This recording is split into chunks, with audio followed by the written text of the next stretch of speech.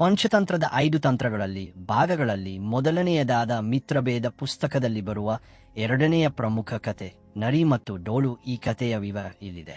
ಒಂದು ಹಸಿದ ನರಿ ಆಹಾರವನ್ನು ಹುಡುಕುತ್ತಾ ಕಾಡಿನ ಅಂಚಿನಲ್ಲಿದ್ದ ಹಳೆಯ ಯುದ್ಧಭೂಮಿಯೊಂದಕ್ಕೆ ಬರುತ್ತದೆ.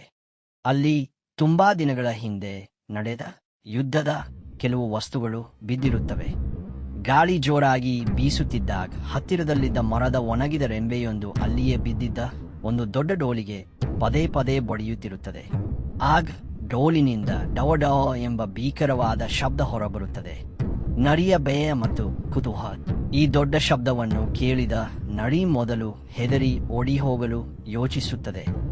ಇಷ್ಟು ದೊಡ್ಡ ಶಬ್ದ ಮಾಡುವ ಪ್ರಾಣಿ ಇನ್ನೆಷ್ಟು ಭಯಂಕರವಾಗಿರಬಹುದು ಎಂದುಕೊಳ್ಳುತ್ತದೆ. ಆದರೆ ಸ್ವಲ್ಪ ಹೊತ್ತು ನಿಂತು ಯೋಚಿಸಿದಾಗ ಅದಕ್ಕೆ ಅನಿಸುತ್ತದೆ, ಯಾವುದೇ ವಿಷಯದ ಸತ್ಯಾಸತ್ಯತೆ ತಿಳಿಯದೆ ಹೆದರುವುದು ತಪ್ಪು.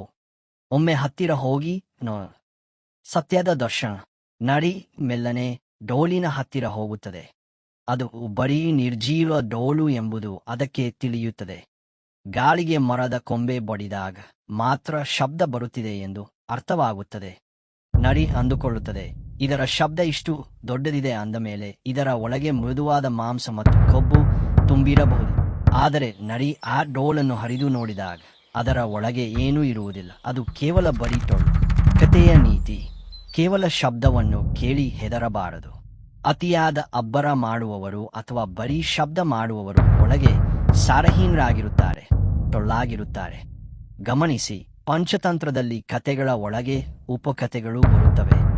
ನೀವು ಕೇಳಿದ ಎರಡನೆಯ ಕತೆ ಮೊದಲ ಭಾಗವಾದ ಮಿತ್ರಭೇದದಲ್ಲಿ ಬರುವ ಪ್ರಮುಖ ಉಪಕಥೆಯಾಗಿದೆ.